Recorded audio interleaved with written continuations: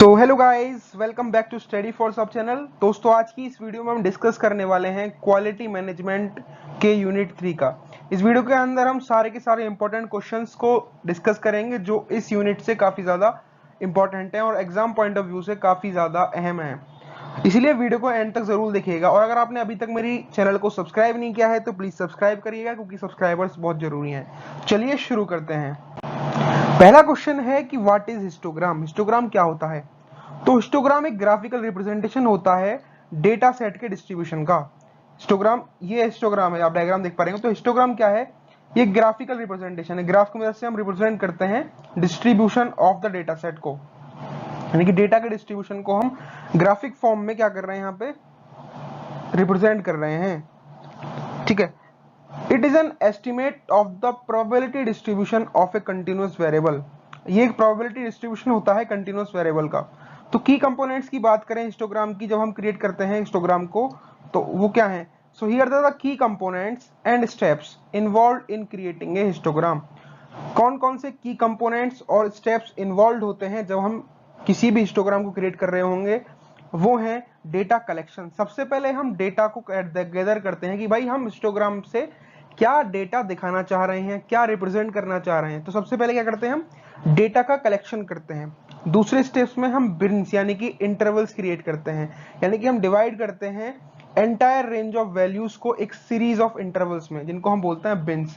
जैसे ये है ना बिन्स, इनको हम बिन्स बोलते हैं। ये पूरा एक जो ट्रायंगुलर दिख रहा है आपको, ये क्या है? बिन्स है। यानी कि हम एंटायर रेंज जो है वैल्यूज की, उनको सीरीज ऑफ इंटरवल में क्रिएट कर देते हैं। जैसे हमारे पास डेटा आ गया, हमारे पास एक शहर की पॉपुलेशन आ गई पूरी की पूरी। अब हम उसमें बिन्स कैसे क्रिएट करेंगे कि 18 से 20 साल के बच्चे कितने हैं, 20 से 21 साल के लोग कितने हैं, 30 से 40 के कितने हैं। इस तरीके से हम क्या करेंगे, उसमें बिन्स क्रिएट कर देंगे। तो ये इंटरवल्स क्रिएट करते हैं दूसरे स्टेप में। तीसरे में हम करते हैं फ्रीक्वेंसी काउंट, यानी कि हम ये काउंट करते हैं कि 18 से 20, ये तो 18 से 20 वाली तो एक बिन बन गई, इसके अंदर कितने लोग हैं, वो होती है फ्रीक्वेंसी काउंट। ठीक। फिर करते हैं हम प्लॉट, यानी कि हम बार ड्रॉ करते हैं हर एक का, जिसको हम बोलते हैं हाइट ऑफ बार। समझ गए? अब हमने हिस्टोग्राम बनाना है। मान के चलिए हमारे पास एक 50 बच्चों की क्लास है और उसमें एग्जाम हुए हैं। ठीक। और एग्जाम में बच्चों के किसी के 36 आए, किसी के 30 आए, किसी के 45 आए, किसी के 50 आए। तो हमने क्या करना है, सबसे पहले हमको यहाँ से क्रिएट करना है 0 से लेके 10 तक कितने बच्चों के आए, 10 से लेके 20 तक कितने बच्चों के आए, 20 से लेके 30 तक कितने बच्चों के आए। इस तरीके से हम क्या करते हैं, हिस्टोग्राम को क्रिएट करते हैं। दूसरा क्वेश्चन है कि हिस्टोग्राम्स की वाइटलिटी क्या होती है। ठीक है। तो हिस्टोग्राम्स की वाइटलिटी क्या होती है? हिस्टोग्राम्स की वाइटलिटी के अंदर आता है डेटा डिस्ट्रीब्यूशन, यानी कि वो विजुअलाइज करता है कि कैसे डेटा स्प्रेडेड है। दूसरा पैटर्न आइडेंटिफिकेशन, यानी कि उसके अंदर हम डिटेक्ट कर सकते हैं एनोमलीज को, आउटलाइर्स को और स्क्यूनेस को। हिस्टोग्राम काम आते हैं कंपैरिजन के लिए, जिससे हम डिफरेंट डेटा सेट्स को इजीली कंपेयर कर पाते हैं। हिस्टोग्राम्स डेटा की समराइजेशन के लिए काम आते हैं, क्योंकि वो एक लार्ज डेटा सेट को कंडेंस कर देते हैं एक विजुअल फॉर्मेट में, यानी कि हमारे पास लार्ज डेटा सेट है, उसको हम एक विजुअल फॉर्मेट में क्या करा देते हैं, कंडेंस कर देते हैं। हिस्टोग्राम्स हेल्प करते हैं डिसीजन मेकिंग में। जब किसी भी देश के लोगों या किसी भी देश की सरकार को कोई फैसला करना होता है, तो वो हिस्टोग्राम्स की मदद से कोई भी डिसीजन मेकिंग करता है कि भाई अगर उसे दिखाना है कि हम कितने लोगों का फायदा पहुंचा पाएंगे किसी भी एक योजना से, तो उस योजना के तहत पड़ने वाले जो एज ग्रुप है उसके हिसाब से वो उस जो सरकार की योजना है उसको नियुक्त किया जाता है। ठीक है। इसका यूजेस क्या है हिस्टोग्राम्स के? हिस्टोग्राम बिजनेस में यूज होते हैं ताकि सेल्स की डिस्ट्रीब्यूशन को टाइम बाय टाइम दिखाया जा सके। क्वालिटी कंट्रोल के लिए यूज होते हैं क्योंकि वो हेल्प करते हैं identifying the variation in product dimensions को। वो हेल्थ केयर में यूज किए जाते हैं for as distribution of patients with disease. ठीक, इतना आप समझ गए। अगला है कि पैरेटोग्राम क्या होता है। तो पैरेटोग्राम एक पैरेटो चार्ट होता है, जिसको हम बार चार्ट भी बोलते हैं। ठीक है। पैरेटोग्राम क्या है? पैरेटोग्राम एक बार चार्ट होता है जो हाईलाइट करता है सबसे सिग्निफिकेंट फैक्टर्स को किसी भी डेटा सेट के, यानी कि पेरेटो प्रिंसिपल के ऊपर बेसिस पे जब हम कोई पेरेटो डायग्राम बनाते हैं तो वो हाईलाइट करता है सबसे ज्यादा सिग्निफिकेंट फैक्टर्स को किसी भी डेटा सेट के अंदर। वो हेल्प करता है प्रॉब्लम्स को आइडेंटिफाई करने में जिनको सबसे ज्यादा अटेंशन की जरूरत है। ठीक है। तो पैरेटोग्राम क्या है? एक paretogram is a Pareto chart and it is a bar chart that highlights the most significant factors in a data set based on the Pareto principle, यानी कि 80/20 रूल को बोलते हैं Pareto principle. So paretogram helps in identifying the problems that needs the most attention। पैरेटोग्राम इस तरीके से बनाते हैं हम लोग, ठीक। तो स्टेप्स कौन कौन से होते हैं जो हमें फॉलो करने होते हैं जब किसी भी पैरेटोग्राम को हम कंस्ट्रक्ट करने वाले हैं? तो सबसे पहले हम कैटेगरीज को आइडेंटिफाई करते हैं, यानी कि डिफेक्ट टाइप्स जो हैं उनकी कैटेगरीज को डिटरमाइन करेंगे। उसके बाद उन कैटेगरीज के हिसाब से हम क्या करेंगे, डेटा को कलेक्ट करेंगे, यानी कि गैदर करेंगे फ्रीक्वेंसी और इंपैक्ट डेटा को हर एक कैटेगरी के लिए। तीसरे स्टेप में हम क्या करेंगे, कैटेगरीज को ऑर्डर करेंगे, यानी कि अरेंज करेंगे कैटेगरीज को डिसेंडिंग ऑर्डर में बेस्ड ऑन देयर फ्रीक्वेंसी और इंपैक्ट। डिसेंडिंग ऑर्डर में मतलब सबसे बड़ा पहले, उससे छोटा उसके बाद, उससे छोटा उसके बाद, उससे छोटा उसके बाद, उसके छोटा उसके बाद और उससे छोटा उसके बाद। तो इस तरीके से हम कैटेगरीज को ऑर्डर करेंगे, एक ऑर्डर फॉर्मेट में लाएंगे, और वो ऑर्डर फॉर्मेट कैसा होगा, डिसेंडिंग ऑर्डर वाला फॉर्मेट होगा।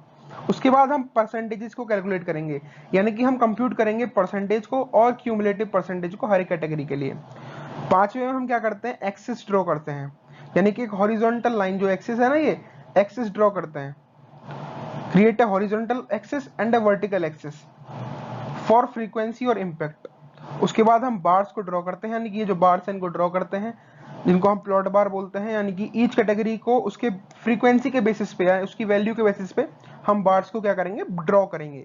उसके बाद हम एक क्यूमुलेटिव लाइन प्रिपेयर करेंगे। क्यूमुलेटिव लाइन क्या है, यहाँ पे क्यूमुलेटिंग लाइन जो है वो ये वाली लाइन है, ये क्यूमुलेटिव लाइन होती है। उसके बाद हम चार्ट को लेबल कर देंगे, यानी कि इसके अंदर हम ये लेबल्स जो नीचे नीचे जो दिखा है ना, ये लेबल्स होते हैं, इनको हम लेबल कर देंगे to the axis, bars and cumulative lines. तो इस तरीके से हम पैरेटोग्राम को क्रिएट करते हैं। दोस्तों, अगर आपने अभी तक मेरे चैनल को सब्सक्राइब नहीं किया है और लास्ट 2 यूनिट्स को नहीं देखा तो पहले प्लीज चैनल को सब्सक्राइब करिए, और लास्ट 2 यूनिट्स का जो लिंक्स हैं वो डिस्क्रिप्शन बॉक्स में है, वहां से जाकर देख लीजिएगा, ठीक। तो पैरेटोग्राम के बारे में हम समझ गए। So flowchart is a visual representation of processes showing the sequence of steps and decisions। ठीक है, तो flowchart को पता चल गया हमको।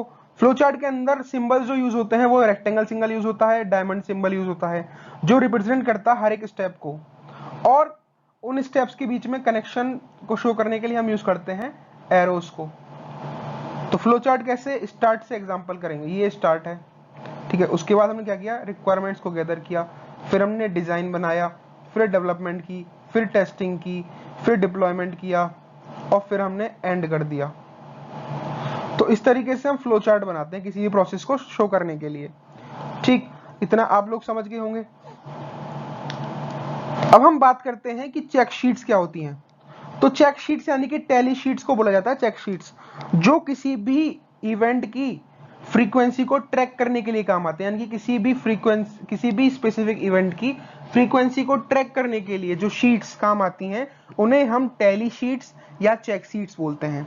इसमें हम टेबल क्रिएट करते हैं कैटेगरीज के हिसाब से, जिससे इसमें हमने टेबल क्रिएट कर दिया कि टेलीफोनिक इंटरप्शंस का एक टेबल है जिसमें हमने रॉन्ग नंबर कितने आए मंडे को, ट्यूसडे को, वेडनेसडे को, थर्सडे को, फ्राइडे को, सैटरडे को। इस हिसाब से हमने क्या किया, डे के हिसाब से क्लासिफाई कर दिया, Monday, Tuesday, Wednesday, Thursday, Friday, Saturday, ठीक। उसके बाद हमने क्या किया, उसके बाद हमने रीजंस वाला एक टेबल बनाया जिसमें रॉन्ग नंबर वाले कितने आए होंगे, टेलीफोनिक इंटरप्शंस, रिक्वेस्ट इन्फॉर्मेशन वाले कितने आए होंगे, बॉस की कितनी आई है, और टोटल हमने काउंट कर दिया। तो हम एक टेबल बनाते हैं जिसमें हम डिफेक्ट टाइप को भी लिखते हैं। तो ये जो टैलीज बना रखी है ना हमने, एक लाइन सिंगल लाइन, यानी कि मंडे को रॉन्ग नंबर 5 रॉन्ग नंबर आए थे, ट्यूसडे को 1 आया था, वेडनेसडे को भी 1 आया था, थर्सडे को फिर 5 आ गए, फ्राइडे को 8 आ गए, 7 आ गए, और टोटल कितने आए हैं मंडे से लेकर फ्राइडे तक 20। तो इस तरीके से हम क्या करते हैं, चेक शीट्स बनाते हैं। ये किस लिए यूजफुल होता है, ये यूजफुल होता है क्वालिटी कंट्रोल के लिए और प्रोसेस इंप्रूवमेंट के लिए। आई होप आप इतना समझ गए होंगे। अगला है कि कॉज एंड इफेक्ट डायग्राम क्या होता है और उसकी कंस्ट्रक्शंस कैसे की जाती हैं।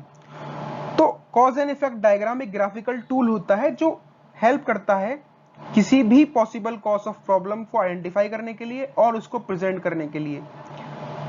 कॉज एंड इफेक्ट डायग्राम क्या है, कॉज एंड इफेक्ट डायग्राम एक ग्राफिकल टूल है जो आइडेंटिफाई करता है किसी भी प्रॉब्लम की वजह को और उसको प्रेजेंट करने के लिए काम आता है।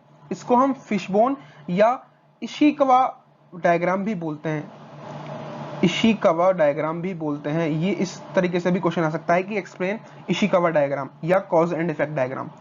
इसका पर्पस क्या होता है? इसका पर्पस ये होता है कि आइडेंटिफाई करता है और ऑर्गेनाइज करता है पोटेंशियल कॉजेस को जिसकी वजह से दिक्कत आ सकती है।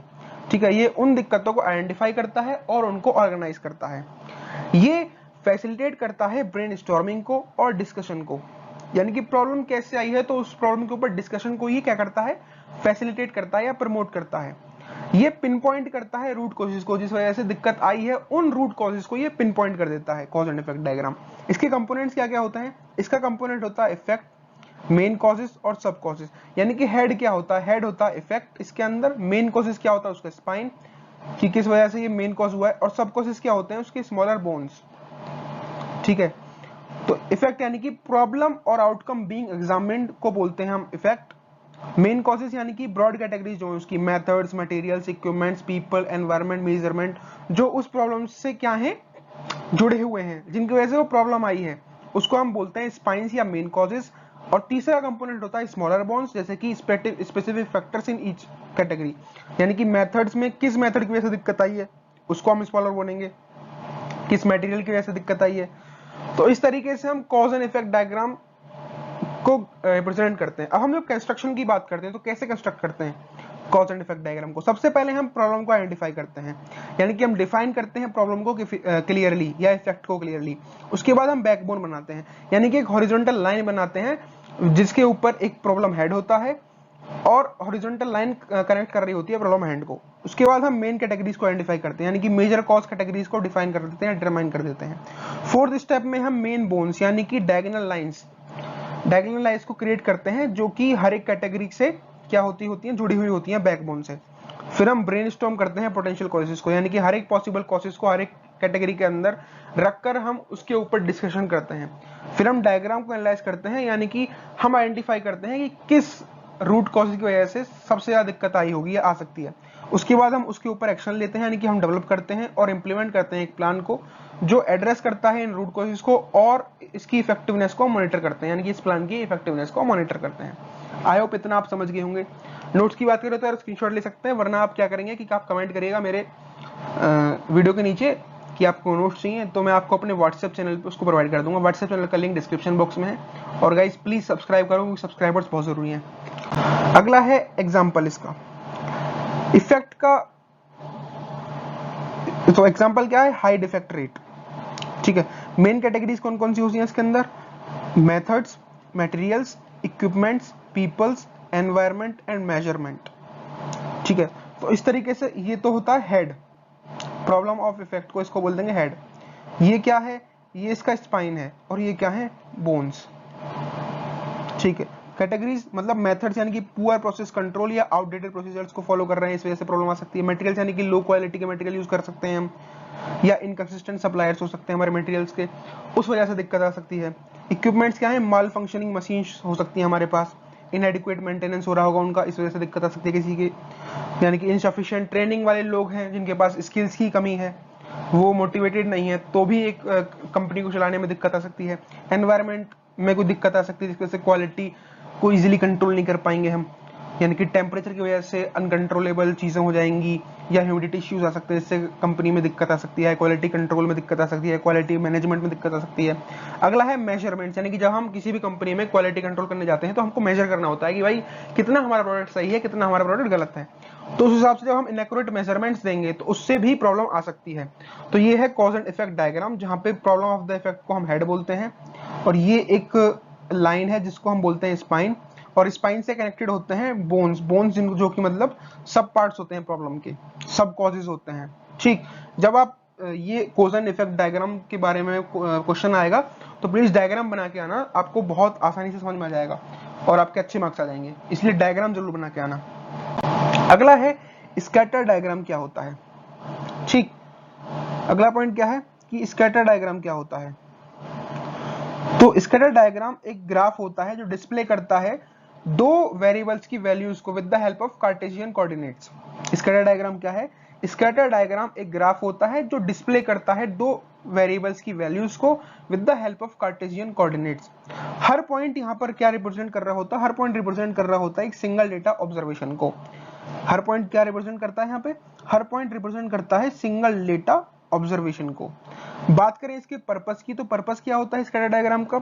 स्कैटर डायग्राम का पर्पस होता है कि वो रिलेशनशिप आइडेंटिफाई करता है दो वेरिएबल्स के बीच में, वो डेटा ट्रेंड्स को विजुअलाइज करता है और डेटा के पैटर्न्स को विजुअलाइज करने में काम आता है।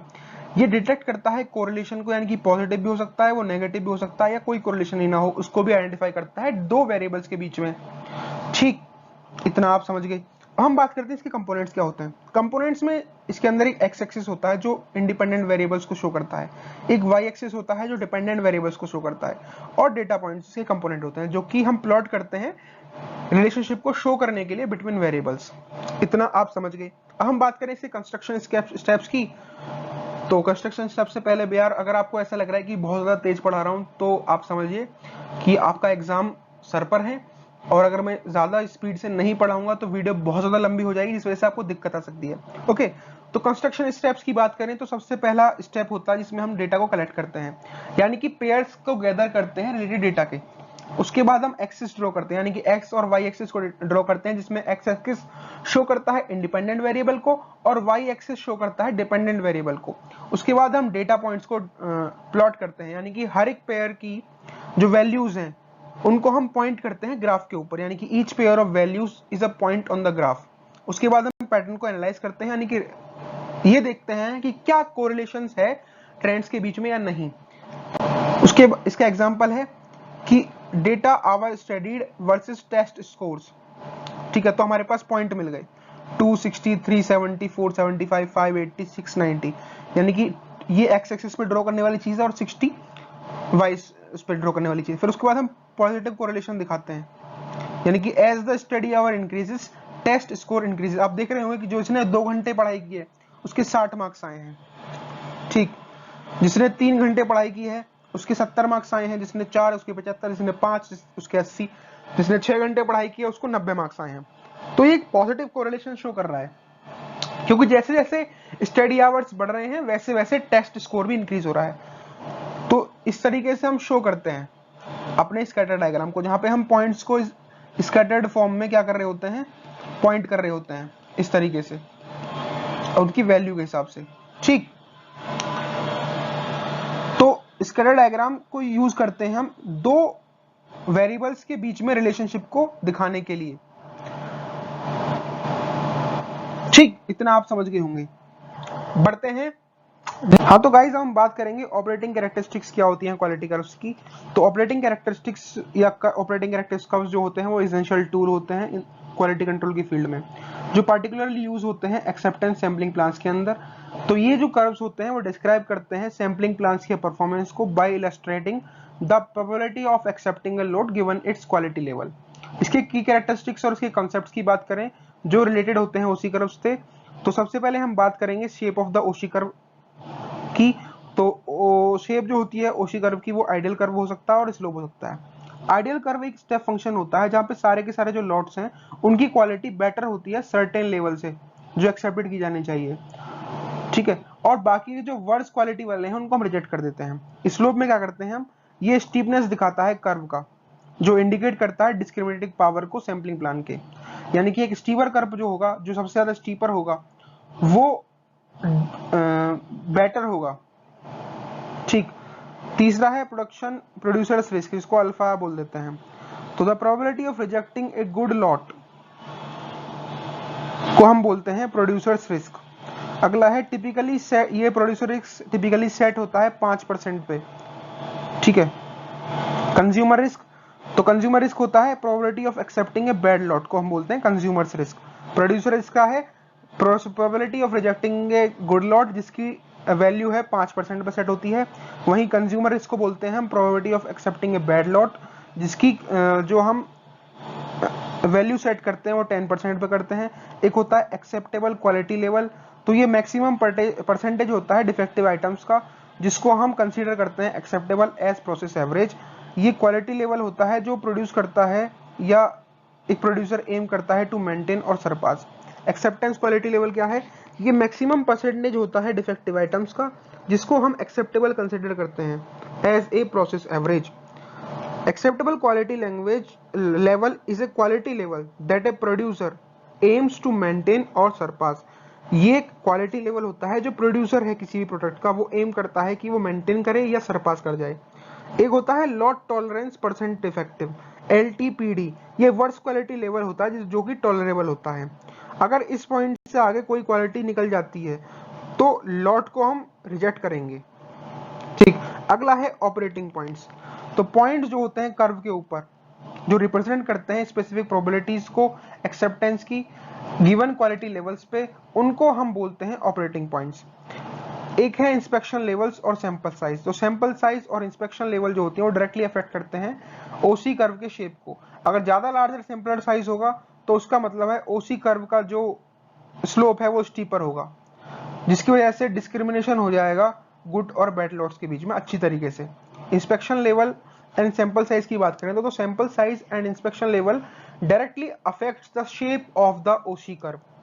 तो सैंपल साइज और इंस्पेक्शन लेवल डायरेक्टली अफेक्ट करते हैं ओसी कर्व की शेप को, यानी कि ज्यादा सैंपल साइज जब होगा, यानी कि जितना ज्यादा लार्जर सैंपल साइज होगा उतना ही स्टीपर ओसी कर्व होगा, जिसकी वजह से, जिसका मतलब है कि बेटर डिस्क्रिमिनेशन हो पाएगा between good and bad lots. अगला है टाइप्स ऑफ सैंपलिंग प्लान्स की बात करें तो हमारे पास 4 तरीके के सैंपलिंग प्लान्स होते हैं।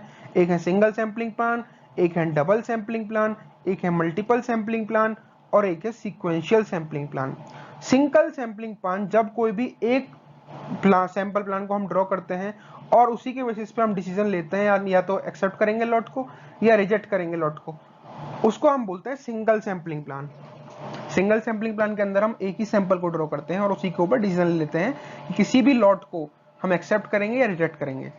डबल सैंपलिंग प्लान्स में हम एक स्मॉलर सैंपल इनिशियली लेते हैं और उसके बाद एक दूसरा सैंपल बनाते हैं ताकि हम रिजल्ट्स दे पाए। ठीक है। तीसरा है मल्टीपल सैंपलिंग प्लान, यानी कि हम एक्सटेंड कर देते हैं डबल सैंपलिंग प्लान को ताकि हम 2 से ज्यादा सैंपल्स बना पाए। सीक्वेंशियल सैंपलिंग प्लान में हम काफी सारे सैंपल्स को सीक्वेंशियली बना रहे होते हैं और उनके बेसिस पे हम डिसीजन लेते हैं कि क्या हमको लॉट एक्सेप्ट करना चाहिए या रिजेक्ट करना चाहिए। ठीक, इतना समझ गए। अगला है इसके एग्जांपल्स और प्रैक्टिकल यूसेज। तो ओसी कर्व जो होते हैं वो यूज किए जाते हैं काफी सारी इंडस्ट्रीज में क्वालिटी एश्योरेंस के लिए। ये हेल्प करते हैं ये डिसाइड करने के लिए कि क्या जो हमारा सैंपलिंग लॉट्स हैं उनको हमें एक्सेप्ट करना चाहिए नहीं करना चाहिए। सो जो ओसी कर्व्स हैं वो हेल्प करते हैं to decide on the acceptance criteria and sample sizes to ensure products meet quality standards while balancing risks for both producers and consumers। तो ओसी कर्व्स का प्रैक्टिकल यूज होता है इंडस्ट्रीज के अंदर जहां पे क्वालिटी एश्योरेंस के लिए काम की हेल्प करते हैं, क्योंकि ये डिसाइड करते हैं, ये हेल्प करते हैं ये डिसाइड करने में कि जो हमारा प्रोडक्ट है वो क्वालिटी स्टैंडर्ड्स को फुलफिल करता है, जिससे कि ये जो रिस्क आ सकते हैं वो बैलेंस हो जाए प्रोड्यूसर की तरफ से भी और कंज्यूमर की तरफ से भी। ठीक, इतना आप समझिए। तो इस तरीके से हम ओसी कर्व को बनाते हैं जहां पे लॉट परसेंट डिफेक्टिव को इस तरीके से डिनोट करते हैं और प्रोबेबिलिटी ऑफ एक्सेप्टेंस को इस तरीके से डिनोट करते हैं। तो इसका डायग्राम बना के आना है। Sample size S2 acceptance number 2 है। तो जब आप डायग्राम बना के आएंगे तो आपके मार्क्स आने की चांसेस बढ़ जाते हैं, इसलिए डायग्राम जरूर बना के आइएगा। ऑपरेटिंग कैरेक्टरिस्टिक्स का बहुत इंपॉर्टेंट क्वेश्चन है, इसलिए इसको एक बार रिवाइंड करके भी देख लीजिएगा, वरना आप स्क्रीनशॉट लेके इसको पढ़ लीजिएगा। अगला है स्क्यू हार्ट कंट्रोल चार्ट्स क्या होते हैं। ठीक है, स्क्यू हार्ट कंट्रोल चार्ट एक स्टैटिस्टिकल प्रोसेस कंट्रोल चार्ट होता है। स्क्यू हार्ट कंट्रोल चार्ट क्या है? ये एक स्टैटिस्टिकल प्रोसेस कंट्रोल चार्ट होते हैं जो मॉनिटर करते हैं किसी भी प्रोसेस के प्रोडक्शन को। ठीक है, कि जो मॉनिटर करते हैं किसी भी प्रोडक्ट के प्रोडक्शन प्रोसेस को, ताकि वो इंश्योर कर पाए कि वो स्टेबल रहें स्पेसिफाइड लिमिट के अंदर, जिसकी वजह से जो डिफेक्ट्स हैं वो रिड्यूस हो पाए। So Shewhart control charts और statistical process control charts monitor production processes to ensure they remain stable. Shewhart control charts को हम बोलते हैं स्टैटिस्टिकल प्रोसेस कंट्रोल चार्ट्स, जो मॉनिटर करते हैं प्रोडक्शन प्रोसेस को, जिससे कि ये इंश्योर कर पाए कि वो स्टेबल रहें, जिसकी वजह से क्या हो सकता है, जो डिफेक्ट्स हैं वो रिड्यूस हो सकते हैं। इसके की कंपोनेंट्स क्या होते हैं? की कंपोनेंट्स के 4 होते हैं। पहला है इसके अंदर सेंटर लाइन होती है, एक होती है अपर कंट्रोल लिमिट, एक होती है लोअर कंट्रोल लिमिट और चौथा है डेटा पॉइंट्स। तो सेंटर लाइन निकालते हैं हम एवरेज वैल्यू कैलकुलेट करके। अपर कंट्रोल के लिमिट होती है जो मैक्सिमा एक्सेप्टेबल लिमिट होगी उसको हम बोलेंगे अपर कंट्रोल लिमिट, जो मिनिमम एक्सेप्टेबल लिमिट होगी उसको बोलेंगे हम लोअर कंट्रोल लिमिट। एक सेंटर लाइन होती है जो एवरेज से निकाली जाती है, एवरेज कैलकुलेट करके। डेटा पॉइंट्स वो होते हैं जो मेजरमेंट्स होते हैं हमारे पास क्वालिटी कैरेक्टरिस्टिक्स के ओवर टाइम, उनको हम डेटा पॉइंट्स बोलते हैं। तो स्क्रू हेड कंट्रोल चार्ट्स के बारे में हम बात करें तो कितने टाइप्स के होते हैं, ये 5 टाइप्स के होते हैं। एक होता है एक्स बार चार्ट, एक होता है आर चार्ट, एक होता है एस चार्ट, एक होता है पी चार्ट, एक होता है C chart. X bar chart monitor करता है with the help of mean of samples, R chart monitor करता है with the help of range of samples, S chart को हम मॉनिटर करते हैं with the standard deviation, P chart को हम proportion of defectives की वजह से मॉनिटर करते हैं, और C chart को हम count of defects per unit की तरफ से मॉनिटर कर रहे होते हैं। सबसे पहले हम बात करेंगे कैसे इनको यूज किया जाता है। तो सबसे पहले डेटा कलेक्शन किया जाता है, यानी कि हम रेगुलरली डेटा को मेजर करते हैं, रिकॉर्ड करते हैं क्वालिटी कैरेक्टरिस्टिक्स के हिसाब से। तो डेटा कलेक्शन होता है पहला स्टेप, यानी कि we should regularly measure and record the quality characteristics. उसके बाद डेटा को प्लॉट करते हैं, यानी कि प्लॉट करते हैं हम डेटा पॉइंट्स को CL के बेस पर, अपर कंट्रोल लिमिट के बेस पे और लोअर कंट्रोल लिमिट के बेस पे। फिर हम डेटा को एनालाइज करते हैं कि वो डेटा इन कंट्रोल है या आउट ऑफ कंट्रोल है। अगर डेटा के जो पॉइंट्स हैं वो लिमिट के अंदर अंदर हैं तो वो इन कंट्रोल डेटा होगा, अगर पॉइंट्स आउटसाइड द लिमिट है तो वो बोलेंगे आउट ऑफ कंट्रोल डेटा। उसके बाद इन्वेस्टिगेट करते हैं और करेक्शन करते हैं डेटा का, यानी कि हम आइडेंटिफाई करते हैं और एड्रेस करते हैं कॉजेस को जिनकी वजह से जो आउट ऑफ कंट्रोल पॉइंट्स हैं वो बढ़ रहे हैं। उसके बाद हम कंटिन्यूअस मॉनिटरिंग करते हैं, यानी कि हम यूज करते रहते हैं चार्ट को टू मेंटेन प्रोसेस कंट्रोल। ये स्टेप्स होते हैं इसके यूज करने के। आई होप इतना आप समझ गए होंगे। अगला है बेनिफिट्स क्या होते हैं रिड्यूसिंग डिफेक्टिव्स के। बेनिफिट्स इन रिड्यूसिंग डिफेक्टिव्स, पहला है कि अर्ली डिटेक्शन हो जाए, यानी कि हम अगर किसी भी प्रॉब्लम को जल्दी से ही शुरू में ही कैच कर लें और करेक्ट कर लें तो उससे प्रॉब्लम नहीं आएगी, उससे डिफेक्टिव्स रिड्यूस हो जाएंगे। अगला है रूट कॉज एनालिसिस, अगर हम पहले ही आइडेंटिफाई कर लें और रूट कॉज को एलिमिनेट कर लें तो उससे भी डिफेक्टिव्स रिड्यूस हो जाते हैं। प्रिवेंटिव एक्शंस, यानी कि हम प्रिवेंट करते हैं डिफेक्ट्स को फ्रॉम रिकरिंग। अगला है प्रोसेस ऑप्टिमाइजेशन, यानी कि हम इंप्रूव करते हैं प्रोसेस की स्टेबिलिटी को और एफिशिएंसी को। क्या बेनिफिट्स होते हैं डिफेक्टिव्स को रिड्यूस करने के, कैसे हम रिड्यूस कर सकते हैं, या तो हम अर्ली डिटेक्ट कर लें, या रूट कॉज की एनालिसिस कर लें, या हम प्रिवेंटिव एक्शंस ले लें, या फिर हम प्रोसेस को ऑप्टिमाइज कर लें। इसका एग्जांपल की बात करें तो एक फैक्ट्री जो है वो रॉड की डायमीटर्स को मॉनिटर करती है with the help of X bar chart and R chart by plotting sample means and ranges hourly. So deviations are quickly spotted and corrected, maintaining product quality and reducing defects. एक factory जो है वो monitor करती है rod की diameters को on X bar chart, on R chart, और जब वो इनके ऊपर अपने सैंपल्स को प्लॉट करती है आवरली रेंज के हिसाब से, तो वो डेविएशन जो, यानी कि जो डेविएशन आ रही है, जो इसके अंदर डिफेक्ट्स आ रहे हैं, उनको क्विकली स्पॉट कर लेते हैं और करेक्ट कर लेते हैं, जिससे प्रोडक्ट की क्वालिटी मेंटेन रह जाती है और डिफेक्ट्स रिड्यूस हो जाते हैं। अगला है कि कैसे हम कंस्ट्रक्ट करते हैं आर चार्ट को और उसकी एनालिसिस कैसे करते हैं। तो आर चार्ट क्या होता है, आर चार्ट मॉनिटर करता है variability of a process over time, कि कोई भी प्रोसेस टाइम के हिसाब से कितना वेरिएबल चल रहा है, ये पर्पस होता है आर चार्ट के कंस्ट्रक्शन का। तो सबसे पहले कंस्ट्रक्शन की बात करें तो steps to construct R chart में सबसे पहले हम डेटा कलेक्ट करते हैं, यानी कि हम कलेक्ट करते हैं सैंपल्स को in the sub group of A size n, usually from 4 to 10। n size में हम क्या करेंगे, सैंपल्स जो हैं डेटा के उनको कलेक्ट करेंगे। उसके बाद हम इन सैंपल्स की क्या निकालेंगे, रेंज निकालेंगे। ठीक है, तो रेंज के लिए हम क्या करते हैं, सारी की सारी जो है उनको इस फॉर्मूले से हम रेंज निकालते हैं, r equals to i equals to 1 k ri upon k।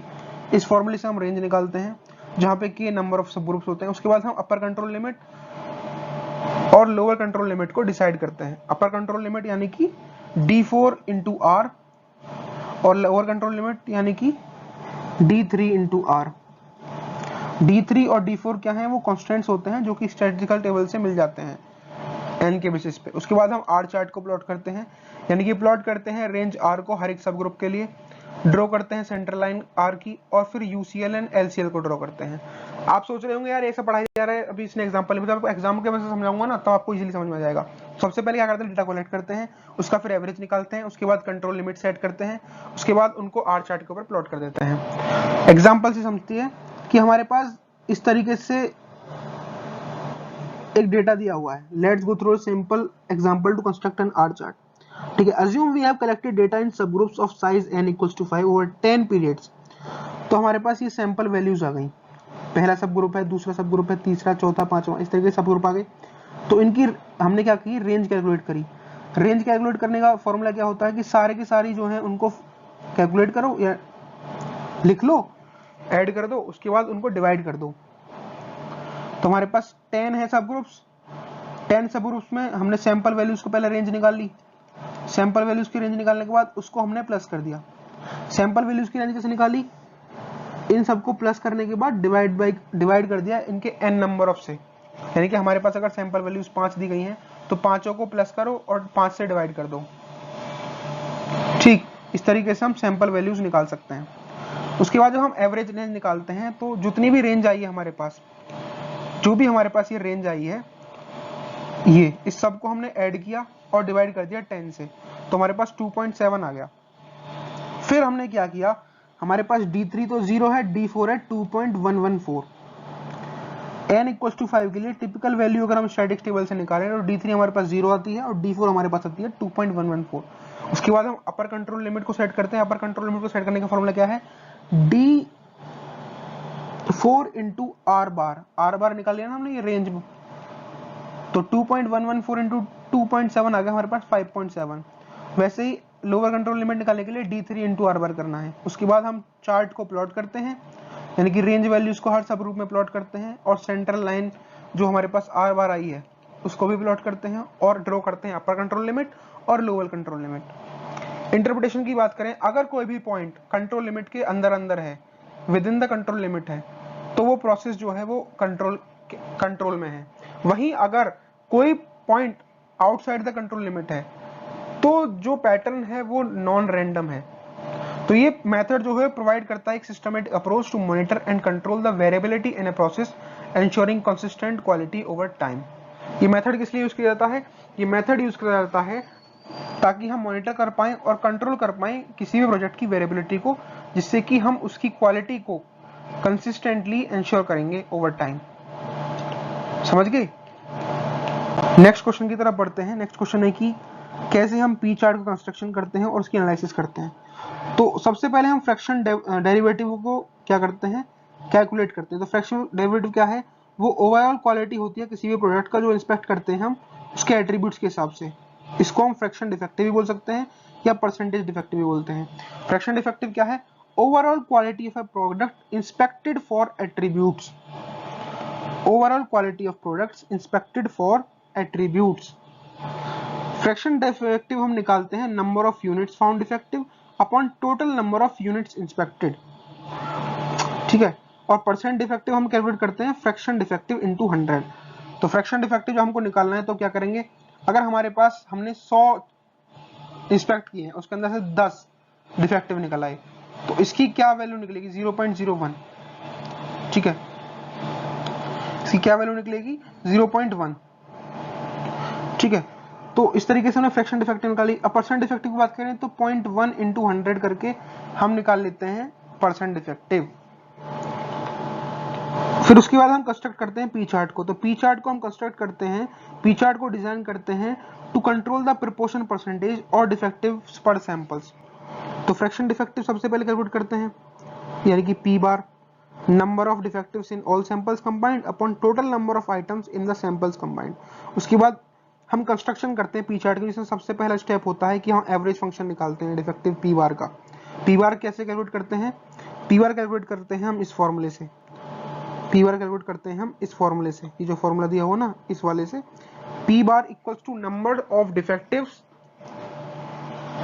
In all the samples combined divided by total number of items in a samples combined. उसके बाद हम स्टेप 2 में क्या करते हैं, हम स्टैंडर्ड एरर को कैलकुलेट करते हैं, जिसका फॉर्मूला होता है root P Q upon N, P Q bar upon N, ठीक। उसके बाद हम अपर कंट्रोल लिमिट सेट करते हैं और लोअर कंट्रोल लिमिट सेट करते हैं इस फॉर्मूले से। अगर आप ये वीडियो देख रहे हैं तो एक बार अपने ना क्वांटम खोल लीजिएगा, आपको इजीली समझ में आएगा कि मैं क्या बात कर रहा हूँ। उसके बाद हम स्टेप 4 में क्या करते हैं, इन जो कॉन्टेक्ट कंट्रोल लाइंस हैं पी बार चार्ट के हिसाब से हम ड्रॉ कर देते हैं। स्टेप 5 में हम प्लॉट करते हैं इंडिविजुअल पॉइंट्स को। तो इस तरीके से हम फ्रैक्शन डिफेक्टिव्स को पी बार चार्ट से क्या कर रहे होते हैं, कंस्ट्रक्ट कर रहे होते हैं, पी बार चार्ट को एनालाइज करते हैं। जैसे अगर हमारे पास नंबर ऑफ सैंपल्स दिए हुए हैं, एग्जांपल में समझिएगा, और ये नंबर ऑफ यूनिट्स है हर एक सैंपल की, तो नंबर ऑफ डिफेक्टिव्स निकालते हैं हम अपने फॉर्मूले से। नंबर ऑफ डिफेक्टिव्स कैसे निकालते हैं, total number of defects divided by total number of inspections, ठीक है। उसके बाद हम फ्रैक्शन डिफेक्टिव निकालते हैं, यानी कि डी बाई एन करके हम फ्रैक्शन डिफेक्टिव को निकाल लेते हैं, ठीक है। तो एन हमारे पास क्या है 1000 और हमारे पास डी क्या है 90। तो पी बार यानी कि एवरेज फ्रैक्शन डिफेक्टिव निकालने के लिए हम क्या करेंगे, total number of defectives of all samples combined divided by total number of items in all samples. हर सारे सैंपल्स में जो टोटल नंबर ऑफ आइटम्स हैं वो कितने 1000, और टोटल नंबर ऑफ डिफेक्टिव्स की बात करें तो वो कितने हैं, टोटल नंबर ऑफ डिफेक्टिव्स यहाँ से हमने कैलकुलेट किए तो वो आ गए 90, यानी कि हमारे पास एवरेज फ्रैक्शन डिफेक्टिव आ गया 0.09, ठीक है। उसके बाद हमने अपर कंट्रोल लिमिट को सेट किया, यानी कि 0.09 प्लस 3 इंटू 0.019 इंटू 1 माइनस 0.019, ठीक है 09। इसी हिसाब से हमने लोअर कंट्रोल को निकाला और फिर हमने उसको ग्राफ के ऊपर प्लॉट कर दिया, ठीक। तो इस तरीके से हम शो करते हैं या ड्रॉ करते हैं। दोबारा समझिएगा, दोबारा समझिए कि हमारे पास नंबर ऑफ सैंपल्स दिए हुए हैं 10, ठीक है। उनके अंदर हमने नंबर ऑफ डिफेक्टिव्स दिए हुए हैं ये। सबसे पहले हमें क्या करना है, नंबर ऑफ डिफेक्टिव्स को कैलकुलेट करना है, वो 90 है। नंबर ऑफ यूनिट्स हर एक सैंपल में 100 हमारे पास, तो टोटल नंबर ऑफ सैंपल्स की यूनिट कितनी हो गई 1000, और नंबर ऑफ डिफेक्टिव्स कितने हो गए हमारे पास 90। तो डी आ गया हमारे पास और एन आ गया। उसके बाद हम पी बार निकाल सकते हैं with the help of D divided by N. तो हमारे पास आ गया 0.09 इसकी वैल्यू, ठीक 0.019 लगोगे। उसके बाद हमने अपर कंट्रोल लिमिट निकाली किस फॉर्मूले से, P bar plus 3 under root P bar 1 minus P bar upon N.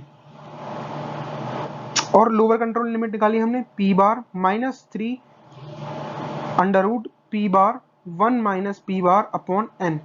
इसके जब हमने वैल्यू इसके अंदर डाल के निकाला तो हमारे पास अपर कंट्रोल लिमिट आई 0.1758 और लोअर कंट्रोल लिमिट आई 0.042, और उसको हमने इस तरीके से ड्रॉ कर दिया। अपर कंट्रोल लिमिट हमारे पास है 0.1768 और कंट्रोल लिमिट हमारे पास 0.09 जो हमने निकाली थी पी बार की हेल्प से, और लोअर कंट्रोल लिमिट हमारे पास 0.0042। और फिर हमने जो वैल्यूज निकाली हैं उनको यहाँ पर प्लॉट करना चालू किया, और इस तरीके से हमने पी बार को यानी कि पी चार्ट को कंस्ट्रक्ट कर दिया।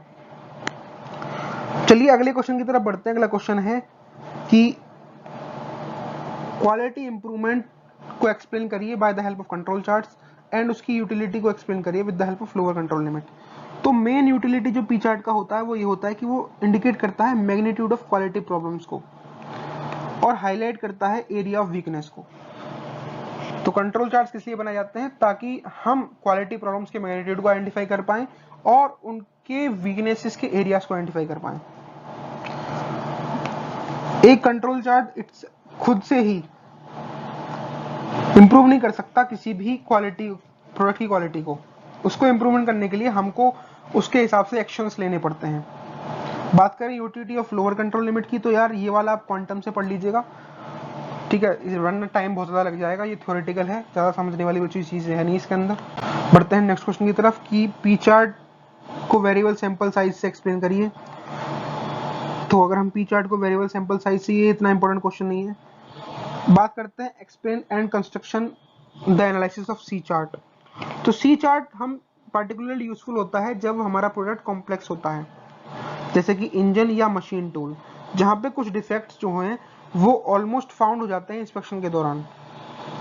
इसके कंस्ट्रक्शन की बात करें तो सबसे पहले हम कंट्रोल लिमिट निकालते हैं इसके अंदर, यानी कि total number of defects divided by total number of samples. फिर हम स्टेप 2 में कैलकुलेट करते हैं यूसीएल, और यूसीएल को कैलकुलेट करने के लिए हम कंट्रोल चार्ट यूसीएल को कैलकुलेट करने के लिए हम क्या कहते हैं, control limit plus 3 into root of control limit, और लोअर कंट्रोल लिमिट को कैलकुलेट करने के लिए हम क्या करते हैं, control limit minus 3 into root of control bar limit, ठीक है, कंट्रोल लिमिट। उसके बाद हम इनको स्टेप 3 में प्लॉट करते हैं और एनालिसिस करते हैं। इस एग्जाम्पल को मैं समझिए कि हमारे पास टोटल नंबर ऑफ डिफेक्ट्स आ गए 135 और एवरेज नंबर ऑफ डिफेक्ट्स यानी कि सी बार कैलकुलेट करेंगे दूसरे स्टेप में। तो टोटल नंबर ऑफ डिफेक्ट्स कितने 135 और टोटल नंबर ऑफ सैंपल कितने हमारे पास 15, तो हमारे पास आ गया 9, कंट्रोल लिमिट हमारे पास 9 आ गई। उसके बाद हम निकालेंगे अपर कंट्रोल लिमिट और लोअर कंट्रोल लिमिट। जब हमारे पास अपर कंट्रोल लिमिट और लोअर कंट्रोल लिमिट इस फॉर्मूले से निकल आ जाती है तो हम उसको प्लॉट कर देते हैं, यानी कि अपर कंट्रोल लिमिट हमारे पास आ गई, लोअर कंट्रोल लिमिट आ गई और हमारे पास कंट्रोल लिमिट आ गई। उसके बाद हम बार चार्ट को यानी कि सी चार्ट को ड्रॉ कर देते हैं इस तरीके से। आई होप इतना आप समझ गए होंगे। अपर कंट्रोल लिमिट क्या थी हमारे पास 18 और लोअर कंट्रोल लिमिट आ गई 0। तो उन सैंपलों की आउटसाइड द लिमिट है वो है 4, 5 और 15। अगला क्वेश्चन है कि अल्फा और बीटा का रिलेशन क्या होता है टाइप 1 और टाइप 2 एरर से। तो टाइप 1 एरर को हम डेजिग्नेट करते हैं अल्फा से और टाइप 2 एरर को हम डेजिग्नेट करते हैं बीटा से। टाइप 1 एरर अराइज होता है जब हम एक ट्रू नल हाइपोथेसिस को रिजेक्ट करते हैं। ये ऑकर होता है because we conclude an item based on the points that does not exist. Type 1 error hypothesis की वजह से क्रिएट होता है और टाइप 2 एरर जब ऑकर होता है जब हम किसी भी फॉलेसी को, किसी भी सिस्टम के अंदर को जो कोई डिफेक्ट है उसको हम आइडेंटिफाई नहीं कर पाते या रिकॉग्नाइज कर पाते। तो इसको आप पढ़ लीजिएगा, ये 2 मार्क्स क्वेश्चन में अधिकतर आता है। सो गाइस, तो thank you guys for watching the video. Please subscribe, क्योंकि सब्सक्राइबर्स बहुत जरूरी हैं और आपके एग्जाम के लिए बेस्ट ऑफ लक। हर हर महादेव, आपका एग्जाम अच्छा जाए। जय हिंद, जय भारत। मिलेंगे नेक्स्ट वीडियो में। Thank you.